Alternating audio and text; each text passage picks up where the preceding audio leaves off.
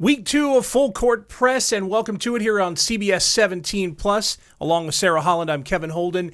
It's been a wild year of basketball in the Triangle, a wild season of basketball in the Triangle, but wild doesn't begin to compare, Sarah, to what's coming. March is going to be crazy. I cannot wait. My first March here in the Triangle area, and I've heard nothing but good things about how good basketball is, especially in March, and I know that it's going to be a pretty busy month for us as well. Yeah, and if the teams have their way, they want to make it as busy as possible. They'd like to continue that on into April, which would be an amazing thing. And you know who looks like they've got a really good chance right now of extending their season all the way to the Final Four in April is Duke, who, since we taped our last show, since Gibby was here, they have advanced to the number one team in the country. They've advanced to number one in the polls thanks to an amazing win over Michigan, one of their best defensive efforts of the year, Michigan's lowest point total of the year, and it was on a national stage. So exactly what Cam Boozer and Duke were hoping to do. Exactly. And I mean, you look at the way that they were able to bounce back after that game. I mean, not even really bounce back, but able to, carry those expectations of being a number one team, a place that they have been. So it's not like these are lofty expectations, but to be able to go out and to have that performance that they did, it's against Notre Dame. I mean, this just shows you why this is the number one ranked team in the country. You get to this time of year and players develop, right? They come in with talent, they come in with ideas, but with good coaching and a lot of experience, they gel. And Cam Boozer has looked every bit the National Player of the Year. And he's been this guy for a little while, but in the biggest games, he's come up in the biggest way. 64 points over his last 3 games. Against Notre Dame, 24 points, 13 rebounds, 16th double-double of the season. I mean, if that doesn't show you right there what, makes a National Player of the Year, I don't know what else does. And I mean, it's not only his offensive capability, but also what he's able to do, beyond the stat line. So, I mean, he's fun to watch. And John Shire likes him too. He makes John Shire's job easy. Let's hear from the Duke coach. Yeah, it's helped a lot. I mean, I just think he's wired for it. He lives it. He lives it. He absolutely is. He's incredibly prepared, going to the games of understanding the different coverages he can see. I mean, we've seen so many different defenses, whether it's doubles or single coverage or, heavy plugs, whatever it is. I credit his preparation, and I credit the fact that he just lives it, every single day. There is, and it's not just Cameron Boozer. There are other folks who I think have improved their game, not to National Player of the Year level, obviously, but Patrick Gungba's been much more confident of late. And Caden, Cam's twin, has also been, I think, and Shire talked about it after the win over Syracuse, a more confident player on the floor. And look, you get to this time of year, that's what you need, right? If you've got a starting 5 worth of guys playing at their top level in your Duke, you're set. I mean, it's important that not only, is there one scorer on your team in Cameron Boozer? And I think at times during the season, there was questions surrounding this Duke team. Do they have the offensive capability besides Boozer to be able to go out and produce points? And I mean, you look at guys like Caleb Foster and Isaiah Evans who have really filled that major role. And like you said, Patrick as well, and Caden at times. And I think that just shows you that, you have the capability to score in other places besides obviously Cam Boozer, and you always hope that Cam's out on the court, but when you have other pieces that are able to add to that and take attention away from Cameron, that's always going to be good for your team. So on Duke's end, they're ready for April. They're like, give me March, give me April. UNC would like it if we could insert a couple of extra weeks in the calendar before we get to March or April. Not any fault of the team, the program, but they're having to win right now without Caleb Wilson. Yeah.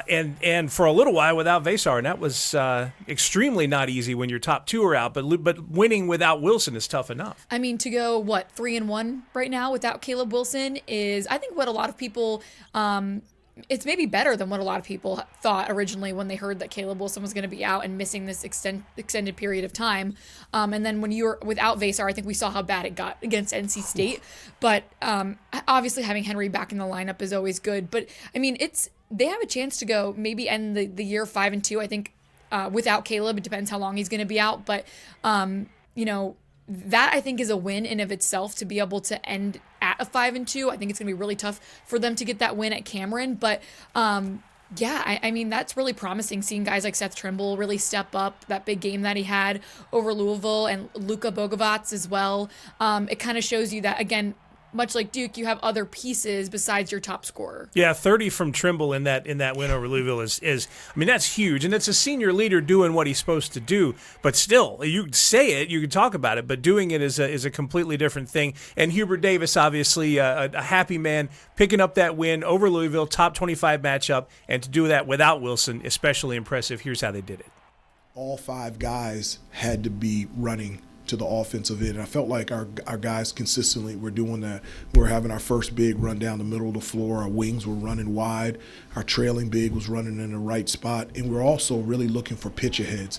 When we pitch the ball ahead in transition, that allows us to be even faster. And I felt like we did a good job of that tonight. We'll get to Virginia Tech, which is next up for them a little later, and then obviously the big matchup, the one that's coming up against Duke, which I'm sure will take up a bit of next week's show, just figuring that'll be the case. But, yeah, for UNC, certainly the situation that they want to be in, not just falling off a table leading into March, which is great. NC State has got a little bit of a different feel at the moment. NC State is 1-3 in their last 4 games. And so they had a week off after their big win over UNC because that's such a great win. And I remember thinking then, I'm like, is it almost a bad thing that they had a week off? You get momentum and then you don't play. Sure, you can rest, but I feel like if you're at NC State, you probably wanted to take the court there, and after a week off, they stumbled against Virginia. Yeah, and it was really bad, right? Like, slow starts have been a problem for this team, and especially on the road.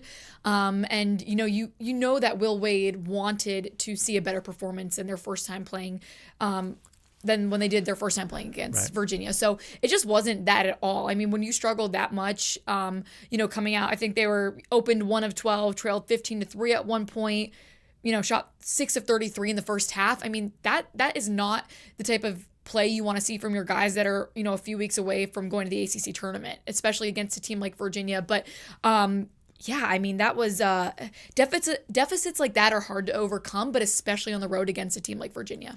And fortunately, Will Wade is, just a very calm and unassuming kind of guy. He's not going to get fired up about it. No, and I make the joke, but I think what Will Wade has brought in terms of fire certainly helped the team. There's no doubt. And he's, overhauled the roster and he's brought guys in that he trusts and all that stuff is good. They've got these moments. They've got these points where they look like a true ACC contender. There's those points, right? Darian Williams has a good game.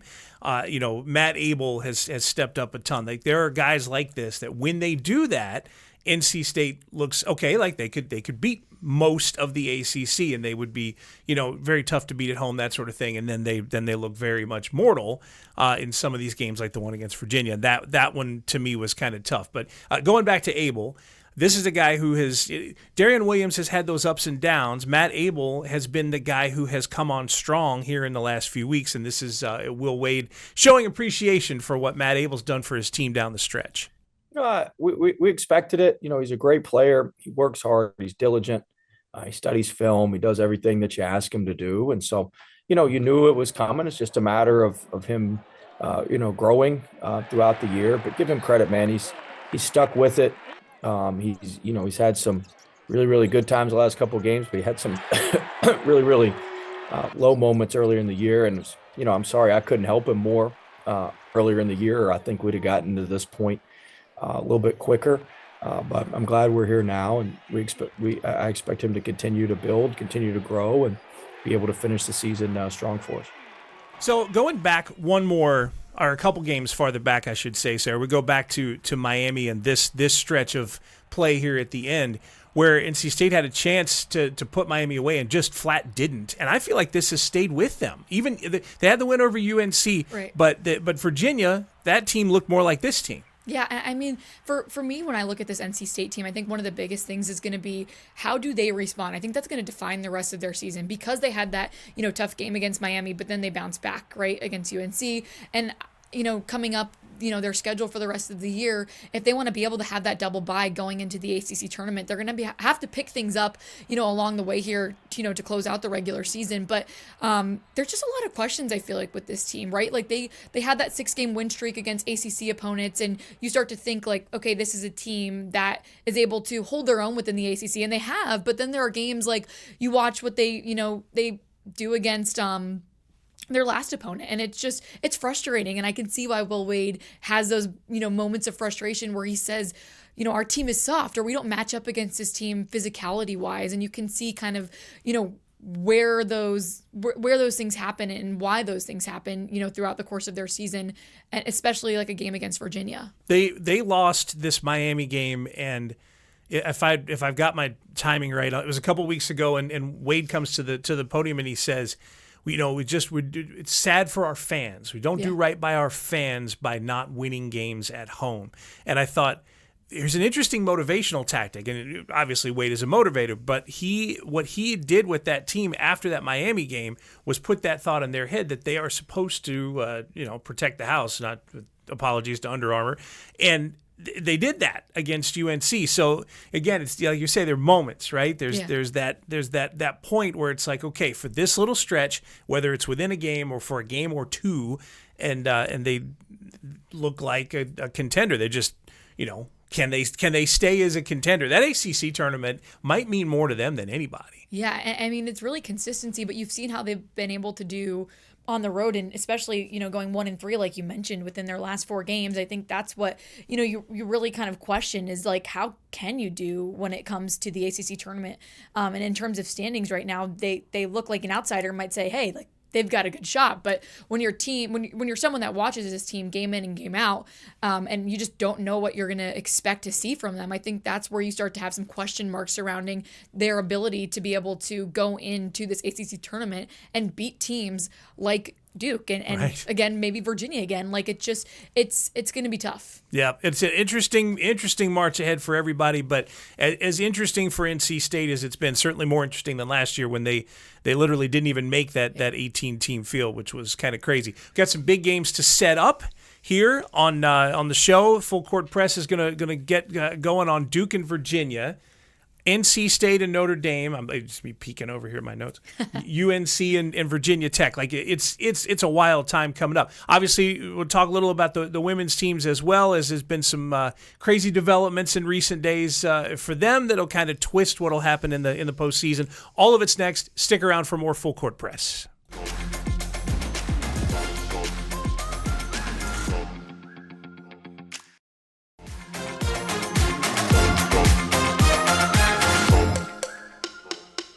Full Court Press is back. Sarah Holland, Kevin Holden. We've of course been following Triangle ACC basketball all through the regular season, but we just started this show last week. This is the second episode of the show, just as the season heats up. But I don't want you to think we're fair weather fans. Is the point? Like we didn't just hop on the bandwagon. We've been here all along. Right. We were here in November. We were here when all those people were still learning people's names. Right. Like we go back a little ways here. But obviously now every game really takes on some major significance. And for Duke, starting with what's going to happen there, I wonder if this Virginia game is their, and I say this having just played Michigan, is their best test of what's immediately ahead of them, right? The Michigan game was great because it was a top-notch opponent on a neutral site. It feels like a Final Four. But what Virginia feels like to me is an ACC championship game type of matchup, and that's what's immediately ahead of them. It's a rematch of football, but to basketball, right? Like, no, but I do agree with you in that sense. It's going to be probably one of the toughest teams that they have to face, to end the season. And so I think it's going to be a really good test, and it's going to be able to give us a good sort of mindset about how this Duke team's able to do against competition that we know is very well able to, go in this tournament and maybe even complete an upset. It's not going to be easy for Virginia, but I think it's going to be a good test of what is this team, made of, and how are they going to be able to continue winning. Yeah, Virginia, and we're looking at them here against NC State as a team that, like Duke, has taken a path upward. Just looking at point totals game to game and how this team is gelled from game to game and how they looked, in the game that was played at Virginia. on Tuesday, that all of that together tells me that these two teams are headed in a very similar direction. Like I wouldn't be shocked if that was, the ACC championship game, but I don't want to get ahead of ourselves. Yeah, it's a couple weeks away, NC State's got a big one coming up, Notre Dame. And, all big, obviously, as you mentioned, NC State seeding is going to be a really important thing for NC State. I don't see a top 4 out of them in the ACC tournament, but I still see a chance to finish the season strong. And that one specifically means something because, look, talent of the Notre Dame roster aside, anything else aside, and they do have some good guys on that team. I know they just got beat big by Duke. It's a tough place to play. South Bend will always be a tough place to play just because of where it is. And they're probably going to have a little bit more of a bite, more motivation to come out and beat a team like NC State, especially considering how badly they performed against Duke. So there's probably a little bit more motivation for them to, not have another game like that. So NC State's probably going to get one of the best versions of Notre Dame that they've maybe played this season. Darian Williams, and we're looking at the play right now. Darian Williams took a tumble. Sorry if you guys are queasy because that one. Gibby shot that play. Yeah. And Darian Williams is right in front of him, and he's bleeding from the face. I mean, I was up in the press box, and even I feel like, I could see it, and I was like, ooh, that is not a great place to be down there, if I were Gibby. But, and that was kind of a moment where everyone kind of went silent in the arena. Yeah. But, yeah, scary. Obviously, you never want to see that happen to a player. Darian Williams is, to me, and I know there have been some ups and downs, and at one point I know there were some questions, and Will Wade got a little testy about the idea that Darian Williams wasn't a high-level player. It wouldn't be my question. I think Darian Williams is a high-level player, and I think it would be proven if he missed legitimate time. If what happened to Caleb Wilson and UNC happened to Darian Williams with NC State, it could crater. Yeah, and there was the thought that maybe that was going to happen after he got hurt in the UNC game. Throughout that first half, I think, 3 injuries from NC State? I can't remember off the top of my head how many it was actually, but you see Darian go out, and I think there was a kind of hold your breath a little bit because we need this guy out there on the court. And Will Wade even said after that game, he remembered he really thought Darian was going to go off and have a big game, but obviously that injury might have subdued that a little bit. But yeah, you obviously hope if you're, NC State that he's always in the lineup and that he's healthy and ready to go. On the UNC side, it's weird. You could build a case right now in 2 completely different directions for UNC. They're getting ready to play Virginia Tech. You could say, in my opinion, 2 things about UNC. You could say, honestly, the rest of the regular season just flat doesn't matter. You could say Caleb Wilson needs to be healthy.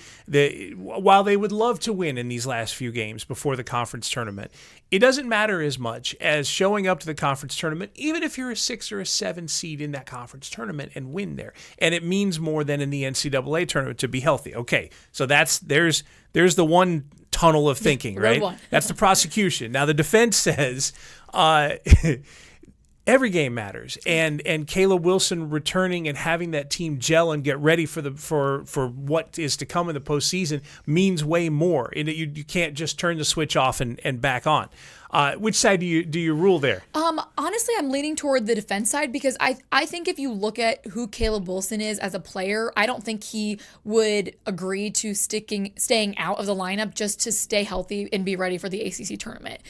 Hubert Davis has told us plenty of times that if Caleb could play right now with the cast, he would be in there, or the brace that he has on his left hand, that he would be in there right now. So I just don't see a world in which Caleb Wilson says, you know what, coach, I will stay out and stay healthy for the ACC tournament. Put me back in a couple weeks. No, I think he wants to be out on the floor right now, but it's also a matter of okay, you do have to be smart about this. We don't want you to be rusty. We also don't want to, not fully go into these games trying our hardest because it's, karma might be a thing, but I think that Caleb is eager to get back out on there on the floor, and that it's not something that they should just keep him out for, but also you want to make sure he's 100% healthy. So if he's not 100%, keep him out until he is, but if he's ready to go, get Caleb Wilson back out there on the floor. I love watching him play. I'm sure many people do as well. Yeah, and look, when he's there and he's healthy, They're clearly a better bunch. It's been good for the Trimbles and the Jaron Stevensons of the world to have to step up in Caleb's absence. But ideally, you don't want them to have to step up in Caleb's. You would like him to lead and them to play in that 2, 3, 4 like scoring options. Drop down to second, third, fourth, fifth, and then you've got something real. All right, so the ACC tournament is right around the corner. You've got the rest of this week. You've got all of next week. You've got the Battle of the Blues Part 2, in which they might just lift the roof right off of Cameron Indoor. And then you'll go to Charlotte. We'll all go to Charlotte for the ACC tournament. At this moment, what's your best prediction about where the teams fall and how they do? Because those are two different things. Their seeding and then how and what they do in Charlotte. What do you think? Right. I think there's a couple ceilings. Like if I start with that, I think the ceiling obviously for Duke is you're an ACC champion, right?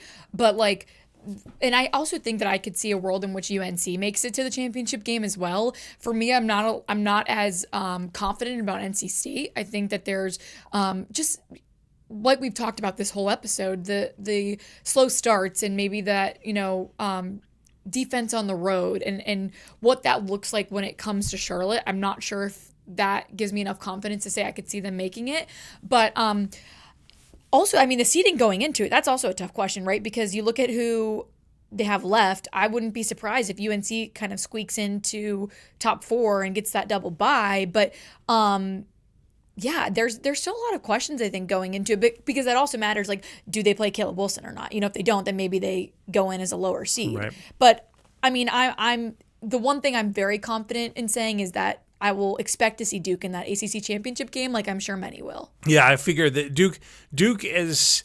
I don't know if there's anybody on that level yet. Like Virginia's the one team I've seen now in recent days. I'm like, okay, they play the right game. Maybe they give Duke a run there in the ACC championship game. Yeah, I think you're right. I think Duke enters as a 1 seed and is the overwhelming favorite in my mind to win it all. NC State enters as, let's say, a 7. They could bump that a little, but a 7 might be more realistic, right? Which, if you think it in terms of how that breaks down from a seeding standpoint, 7 means you're going to grab. I think it's 10. 7-10 would be the second round. Yeah. So that helps, and then you go and play a 2, let's say, like a Virginia, and so that might be difficult. So they might be a 7 with 1 win in the conference tournament. UNC, to me, is the most difficult to predict because if Caleb Wilson, the weird thing for Hubert Davis, if Caleb Wilson plays late in the regular season and they end with a couple wins, it's 1 less game in the ACC tournament. It actually helps in terms of injuries. I don't know. They could be a 4, they could be a 5. And those are 2 vastly different outcomes. Yeah, that's exactly my mindset going into it. It's hard to kind of teeter between which one, where would they end up, right? Because you have games against Virginia Tech, Clemson, Duke. Am I getting those last 3 correct? Yep. And Duke, to me, I just don't think they're going to win that game in Cameron especially. But Virginia Tech and Clemson, I think, are 2 wins that the team's very capable of, regardless if they have Caleb Wilson in the lineup. We saw what Seth Trimble was able to do, and look, when Seth Trimble is able to be aggressive, we heard that was his main thing. Like when he can come out and play aggressive, that team is a much better team, and they prove that they can compete with anyone in college basketball. But yeah, it's they're kind of a hard team to predict on where I think they're going to end up and how they're going to go into the ACC tournament. The hardest of the 3 by a long shot in my mind. Okay, set up a great march there on the men's side. On the women's side, Duke's big win streak was finally snapped, and it was Clemson that did it. It reminds me of the men last year, right? That was the only loss that the men had in the ACC last year at Clemson, and this time they tripped up the women. And in the women, the loss came, within the final few seconds of the game, kind of a heartbreaker for them, but still 15-1, in the conference, and that's obviously, a positive sign moving forward. They're just a talented team overall. So I think, when it comes to them in the ACC tournament, like it's kind of like just like the men's side, right? Like you expect them to be in that championship game. Yeah, and UNC and NC State both bring a lot of talent to the roster. I think they can do some things in the next week to help their NCAA tournament case. Yeah. Remember that on the women's side, when you become a top 4 seed, you host in the first week. So there is a gigantic difference between being a 4 and being a 5. And so NC State and UNC will be extremely motivated over these next couple weeks to prove something. Will they? Maybe. Yeah. But there are a few teams in the country, in my mind, who have more to play for in the next week and a half on the women's side than NC State and UNC. And they are both extremely talented, just like Duke. I got to see NC State and UNC play head-to-head at Reynolds Coliseum a couple weeks ago. And, I mean, when you look at the power that Lainey Grant from North Carolina is able to bring to the team, long-range shooter, extremely accurate. She's a threat and can be a deep threat for the rest of the season. And then you look at what energy, Zam Jones and Camille Pierre and Zoe Brooks are able to bring for NC State. Like, these teams are just stacked with so much talent, and they're so exciting to watch. But like you said, there's going to be some sweat going down here to end the regular season so that they can be the team that gets to host. All right, so you've got on the men's side, you got the women's side, and there are some leagues that are already in the postseason. The CIAA, I've got about a minute, so I'm just going to run it down if that's all right. Shaw lost, both the men and the women, unfortunately lost in the first round of the CIAA tournament in Baltimore, which, by the way, I hear is an underrated event. One of these days we're going to sneak up there. Baltimore's great. I'm from the Northern Virginia area, the DMV. Baltimore's a beautiful city. Yeah, maybe next year we'll look at that, because Right. I think this would be a fun week to give to Shaw and Fayetteville State, because we're going to give the next month to the ACC teams. Go eat some crabs with the Old Bay. Woo! Okay, well, maybe we'll go up there now. Yeah, maybe we'll just sneak up there. But if Fayetteville State's men and women both have a chance to do something, Fayetteville State's men go in on an amazing hot streak. They've put together an incredible streak, and they're the number one seed on their side, the south side of the CIAA. The women, if I remember correctly, are a 2 seed on their side, so it's still a chance to do something. So there's something immediate. If you can't wait for postseason basketball, that's where you go here for the next week or so. Sarah, appreciate it. Let's keep doing this. Yeah. This is Full Court Press. Maybe we'll invite Gibby back. Maybe we won't. We'll figure that out. We love you, Gibby. We appreciate you watching. And we'll be here every week throughout, because it's going to be an absolutely wild next 5 or 6 weeks. And we want you to be able to follow along every step of the way. Thanks for watching.